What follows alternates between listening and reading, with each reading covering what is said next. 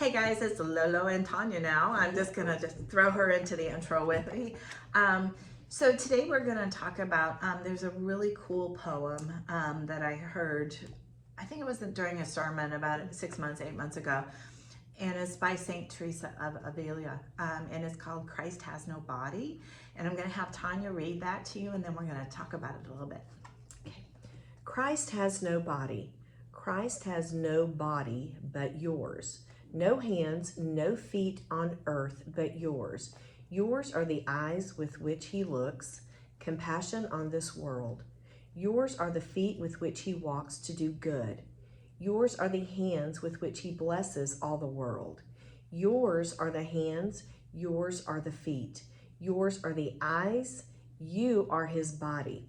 Christ has no body now but yours. No hands, no feet on earth but yours. Yours are the eyes with which he looks, compassion on this world. Christ has no body now on earth but yours. Wow, powerful. Well, when I heard that, I thought, Powerful. oh my goodness, what an amazing opportunity for us, but what pressure was the first thing I thought, oh my gosh, basically what the poem is saying is that Jesus is not walking amongst us right now. He's not here doing his ministry. He's not healing. He's not doing the things that he did when he was here. So we are called to do that. We are called to be the hands and the feet and the eyes of Christ. And Tanya and I have learned this recently with some of the events that we've done together. I want to just first talk about during the pandemic, when we went out at 6:45 in the morning, cars were lining up for food, and we were allowed to give gratitude hearts until 10 o'clock when the line opened and started getting their boxes of food. And I took Tanya and two of my other friends with us, and 6:45 we started sharing the first heart. And first thing I said is, hey, I'm Lolo, I've got a ministry called Grateful Gratitude, I'd like to give you a gratitude heart. And I went through this whole spiel and I'm like, this isn't gonna work because there's a line of cars way down there. So what then happened is, I would like to give you a gratitude heart and just let you know there's something to be grateful for, even though we're in a pandemic, even though you're in a food line, you're here and you're gonna get food. And can't even tell you, we did 964 hearts that day in 3 hours. But the thing that I recognized was it didn't matter if you were driving $100,000 car or a $10 car, literally, like old beat up car. Everybody that we talked to, they all had the same base emotion, and they were looking for hope. And it truly made me aware that a lot of people might be living paycheck to paycheck. Some people may just not have access to the food that they need for some situation. It made me realize some of these people were living in their cars. But I was so humbled that day and literally just went home and just thank God for the blessings I had and the ability to be there.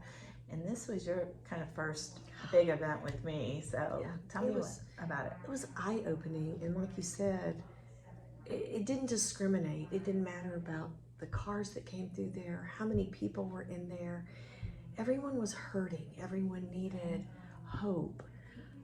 We prayed with people. People cried with us. People, were joyful that we were there. It was just such an awkward time that none of us had been experienced before.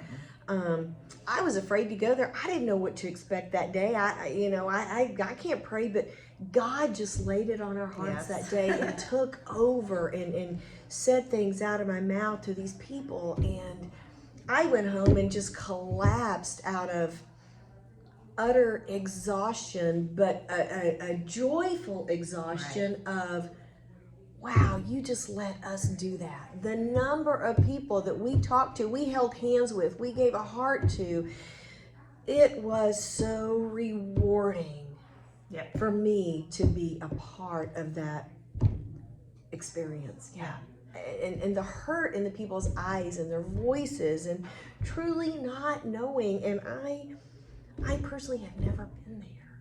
Yeah. And it's hard to relate. I can't fathom. I don't know the feelings, but for those hours, I felt like God allowed me to feel some of that emotion, take some of that emotion from these people. Yeah. And I was so grateful for that.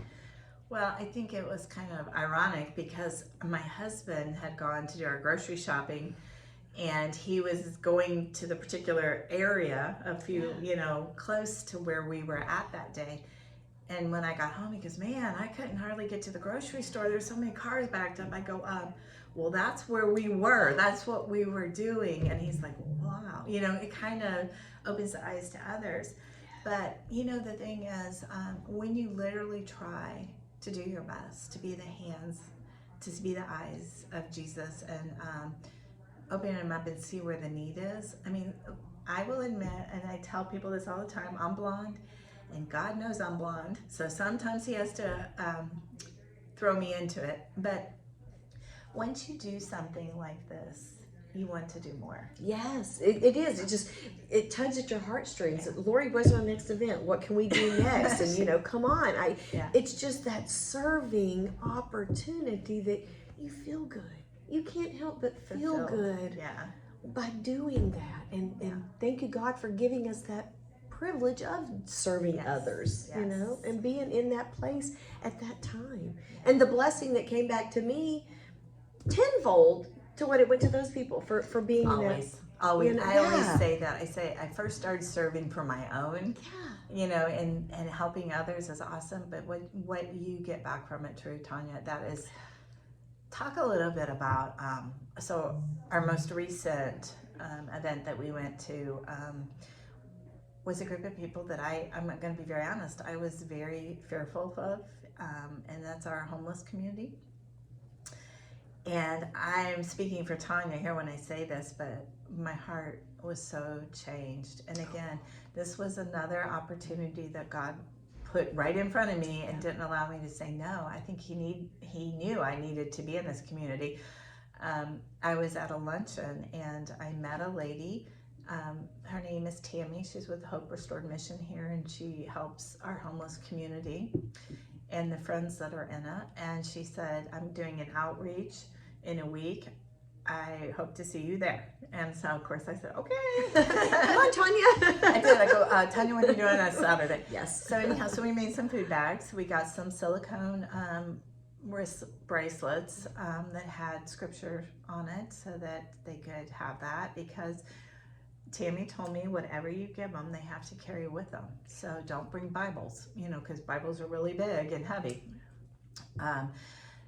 So let's talk about this, because it was pretty life-changing for me. So it was, and I will say the same thing. I was concerned. The area where we were going, I was a little, I haven't been in that environment. I haven't been around those people. We're so sheltered. But when I got there, I wasn't afraid. Mm-hmm. And you know what? I touched those people. Some of them haven't showered. Mm-hmm. Some of them were dirty. I didn't care that I put my arm around these people and hugged them, held their hands. I'm not going to get anything from touching dirt. It was amazing. And they just drank in the prayers, and we're so thankful. And Lori, my bracelet's in the car. It is so amazing because you turn away when you see the unpleasantness of that situation, that community. You turn the other way. Well, we can turn away all we want, but they still exist. Yeah. And the opportunity to be there and bless them, and again, bless me more than them, was eye-opening. And I want to do more. Yeah. I want to be a part of the next one. And where's the next community that we can go help out? And did those people get changed that day because of our presence? Okay. Someone loving them, someone praying for them. How did that change their life? Yeah. And it's through God. It's God. It wasn't Tunya Green. It was God working through me to those people. And it was 27 people, because I counted them. Yeah. that we prayed for. Tanya, how many people said, no, don't pray for me? I don't think anybody did. No, nobody No one. did. Yeah. The other thing that really blew me away was they all said they don't blame God for where they're at. They have their faith. They still pray. And I thought, that was a beautiful lesson. And they weren't angry. No, nobody was bitter or yeah, no. And I think, the most impactful thing that came from it was the project I See You, from the sweet little lady in the wheelchair. Yes. That we just said, what could we give you today that would be really what you want most? And her response was so simply, I want to be seen. I want people not to turn away from me. And I think Tanya and I both my heart just, it was heavy. The conviction, and whether it's someone that's different, it can be a quadriplegic, but someone that's different from us. We turn, we don't look, we don't, or if you look, some maybe stare, or it's awkward, and you got to take those blinders off. Yes. They're human. God created them. Yeah, just like He created us. For sure. And we are to love them. And and the thing is, and that's why we started Project I See You, because we realized it wasn't only the sweet little Jeanette lady that we met, but it's the single mom with multiple kids struggling to pay rent. It's people like my dad, pancreatic cancer, on hospice. It's seniors with limited income and no visitors, that don't come to visit them. It's isolation.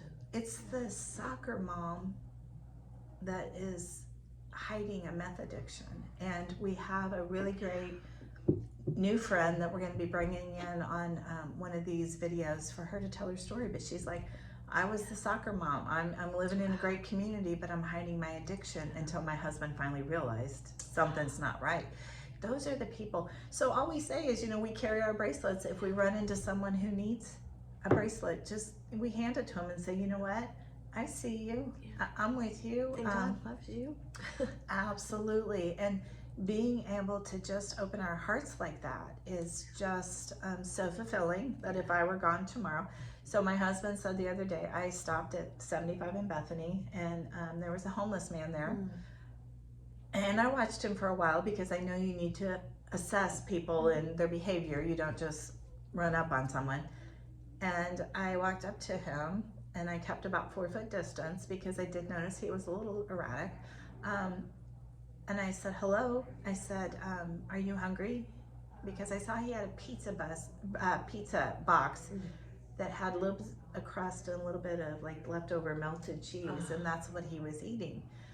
And I stopped and I gave him food, and I gave him a bracelet. I'm sure he's thinking, what the heck is this gonna, But that's what I said to him. I said, listen, I'm with you. I understand. Here's food that should last you through tomorrow. And I said, I want to just say a quick prayer over you. And he said, my name is Donnie. I'm from Illinois. I used to be in the banking industry. And he said, and I'm so sorry I stole this grocery cart to put my stuff in. He was more worried about taking something to put his stuff in than anything else. So of course, a lot of people drove by. This is a very busy intersection, and I thought, will anybody see what I'm doing so they'll do the same? I'm sure there will. But I did watch for about 10 minutes before I approached him, and nobody else did. And that's what, when God calls on you and says, you've got a food bag, you got your bracelet, you say this is what you're going to do, you're going to see people. And so I did. So that's awesome. You've always got your eyes open for that, and we have to look for that. And it could be someone in the grocery store line next to us. It could be our neighbor. It could be a coworker. Yeah. And ask God to show you those opportunities on a daily basis. I've started doing that. Show me, God, where I can touch someone today. Just one person. Make me aware of who I can bless. Well, that's what we talk about, the ripple effect. Yeah. You bless one, they're more likely to bless someone or make someone's day too. So let's work on that. All right, guys, till we see you again. I'm LoLo, and this is Tanya. Have a great one.